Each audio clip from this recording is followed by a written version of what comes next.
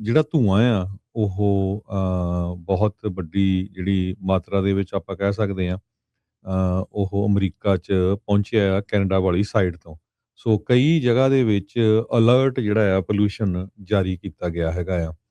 Wild fire ਬਲੇਜ਼ਿੰਗ ਜਿਹੜੀ Canada 'ਚ ਹੋਈ ਆ ਉੱਥੋਂ ਜੋ ਧੂੰਆਂ ਹੈਗਾ ਆ ਉਹ ਮਿਡਵੈਸਟ ਤੇ ਨਾਰਥ ਈਸਟ ਦੀਆਂ ਜਿਹੜੀਆਂ ਸਟੇਟਸ ਆ ਉੱਥੇ ਪਹੁੰਚ ਚੁੱਕਾ ਹੈਗਾ। 100 ਤੋਂ ਵੱਧ ਅੱਗਾਂ ਜਿਹੜੀਆਂ ਆ ਇਸ ਟਾਈਮ ਕੈਨੇਡਾ ਦੇ ਵਿੱਚ ਲੱਗੀਆਂ ਹੋਈਆਂ ਹੈਗੀਆਂ ਤੇ ਜਿਹੜੀਆਂ ਹਵਾਵਾਂ ਆ ਉਹ ਧੂਏ ਨੂੰ ਨਾਰਦਰਨ ਮਿਨੇਸੋਟਾ ਵਾਲੇ ਏਰੀਏ ਦੇ ਵਿੱਚ ਲੈ ਕੇ ਪਹੁੰਚ ਚੁੱਕੀਆਂ ਹੈਗੀਆਂ। ਸੋ ਉੱਥੇ ਲੋਕਾਂ ਦਾ ਜਿਹੜਾ ਸਾਹ ਲੈਣ ਨੂੰ ਵੀ ਜਿਹੜੀ ਆ ਪ੍ਰੋਬਲਮ ਆ ਰਹੀ ਹੈਗੀ ਆ। ਸੋ ਜਿਹੜੇ ਹੈਲਥ ਆਫੀਸ਼ੀਅਲਸ ਆ ਉਹ ਇਹ ਕਹਿ ਰਹੇ ਆ ਵੀ ਅਨਹੈਲਥੀ ਹੈਗਾ, ਖਾਸ ਕਰਕੇ ਉਹਨਾਂ ਗਰੁੱਪ ਵਾਲੇ ਲੋਕਾਂ ਨੂੰ ਜਿਹੜੇ ਬੱਚੇ ਆ ਜਾਂ ਜਿਨ੍ਹਾਂ ਨੂੰ ਦਿਲ ਦੀ ਜਾਂ ਲੰਗ ਦੀ ਕੋਈ ਬਿਮਾਰੀ ਹੈਗੀ ਆ। ਸੋ ਉਹਨਾਂ ਨੂੰ ਇਨਸਾਈਡ ਹੀ ਰਹਿਣ ਲਈ ਕਿਹਾ ਗਿਆ ਹੈਗਾ ਆ। ਡਿਟਰੋਇਟ, ਮਿਨੀਐਪੋਲਿਸ, ਸ਼ਿਕਾਗੋ ਇਹ ਟੌਪ ਦੇ 5 ਮੋਸਟ ਪੋਲਿਊਟਡ ਸਿਟੀਜ਼ ਇਸ ਵੇਲੇ ਜਿਹੜੇ ਆ ਕਹੇ ਗਏ ਹੈਗੇ ਆ ਏਅਰ ਕੁਆਲਿਟੀ ਅਲਰਟਸ ਦੇ ਮੁਤਾਬਕ। ਜੀ। ਜੀ, ਸੋ ਇਹ ਸਾਰੀਆਂ ਚੀਜ਼ਾਂ ਇਸ ਟਾਈਮ ਉੱਧਰ ਹੋਈਆਂ ਆ। ਅਗਲੀ ਜਿਹੜੀ ਅਸੀਂ ਦੀ ਗੱਲ ਕਰਦੇ ਜਾਈਏ ਤਾਂ ਜਿਹੜਾ ਧੂੰਆਂ ਆ ਉਹ ਬਹੁਤ ਵੱਡੀ ਜਿਹੜੀ ਮਾਤਰਾ ਦੇ ਵਿੱਚ ਆਪਾਂ ਕਹਿ ਸਕਦੇ ਹਾਂ ਉਹ ਅਮਰੀਕਾ 'ਚ ਪਹੁੰਚਿਆ ਆ ਕੈਨੇਡਾ ਵਾਲੀ ਸਾਈਡ ਤੋਂ। ਸੋ ਕਈ ਜਗ੍ਹਾ ਦੇ ਵਿੱਚ ਅਲਰਟ ਜਿਹੜਾ ਆ ਪੋਲਿਊਸ਼ਨ ਜਾਰੀ ਕੀਤਾ ਗਿਆ ਹੈਗਾ ਆ।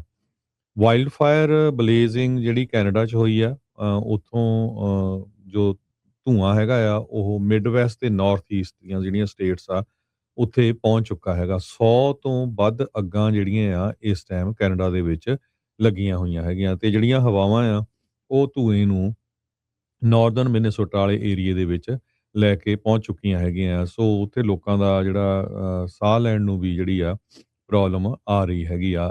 ਸੋ ਜਿਹੜੇ ਹੈਲਥ ਆਫੀਸ਼ੀਅਲਸ ਆ ਉਹ ਇਹ ਕਹਿ ਰਹੇ ਆ ਵੀ ਅਨਹੈਲਥੀ ਹੈਗਾ, ਖਾਸ ਕਰਕੇ ਉਹਨਾਂ ਗਰੁੱਪ ਵਾਲੇ ਲੋਕਾਂ ਨੂੰ ਜਿਹੜੇ ਬੱਚੇ ਆ ਜਾਂ ਜਿਨ੍ਹਾਂ ਨੂੰ ਦਿਲ ਦੀ ਜਾਂ ਲੰਗ ਦੀ ਕੋਈ ਬਿਮਾਰੀ ਹੈਗੀ ਆ।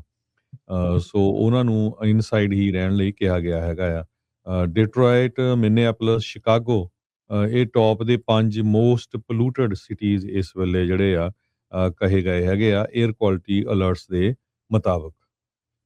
ਜੀ। ਜੀ, ਸੋ ਇਹ ਸਾਰੀਆਂ ਚੀਜ਼ਾਂ ਇਸ ਟਾਈਮ ਉੱਧਰ ਹੋਈਆਂ ਆ। ਅਗਲੀ ਜਿਹੜੀ ਅਸੀਂ ਦੀ ਗੱਲ ਕਰਦੇ ਜਾਈਏ ਤਾਂ ਜਿਹੜਾ ਧੂੰਆਂ ਆ ਉਹ ਬਹੁਤ ਵੱਡੀ ਜਿਹੜੀ ਮਾਤਰਾ ਦੇ ਵਿੱਚ ਆਪਾਂ ਕਹਿ ਸਕਦੇ ਹਾਂ ਉਹ ਅਮਰੀਕਾ 'ਚ ਪਹੁੰਚਿਆ ਆ ਕੈਨੇਡਾ ਵਾਲੀ ਸਾਈਡ ਤੋਂ। ਸੋ ਕਈ ਜਗ੍ਹਾ ਦੇ ਵਿੱਚ ਅਲਰਟ ਜਿਹੜਾ ਆ ਪੋਲਿਊਸ਼ਨ ਜਾਰੀ ਕੀਤਾ ਗਿਆ ਹੈਗਾ ਆ।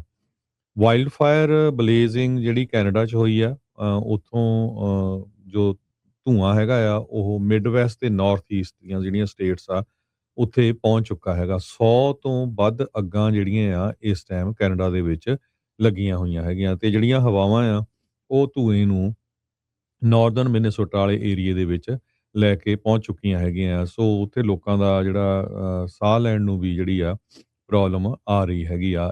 ਸੋ ਜਿਹੜੇ ਹੈਲਥ ਆਫੀਸ਼ੀਅਲਸ ਆ ਉਹ ਇਹ ਕਹਿ ਰਹੇ ਆ ਵੀ ਅਨਹੈਲਥੀ ਹੈਗਾ, ਖਾਸ ਕਰਕੇ ਉਹਨਾਂ ਗਰੁੱਪ ਵਾਲੇ ਲੋਕਾਂ ਨੂੰ ਜਿਹੜੇ ਬੱਚੇ ਆ ਜਾਂ ਜਿਨ੍ਹਾਂ ਨੂੰ ਦਿਲ ਦੀ ਜਾਂ ਲੰਗ ਦੀ ਕੋਈ ਬਿਮਾਰੀ ਹੈਗੀ ਆ।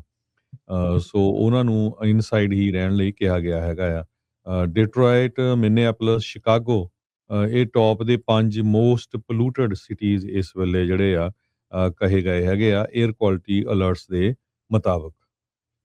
ਜੀ। ਜੀ, ਸੋ ਇਹ ਸਾਰੀਆਂ ਚੀਜ਼ਾਂ ਇਸ ਟਾਈਮ ਉੱਧਰ ਹੋਈਆਂ ਆ। ਅਗਲੀ ਜਿਹੜੀ ਅਸੀਂ ਦੀ ਗੱਲ ਕਰਦੇ ਜਾਈਏ ਤਾਂ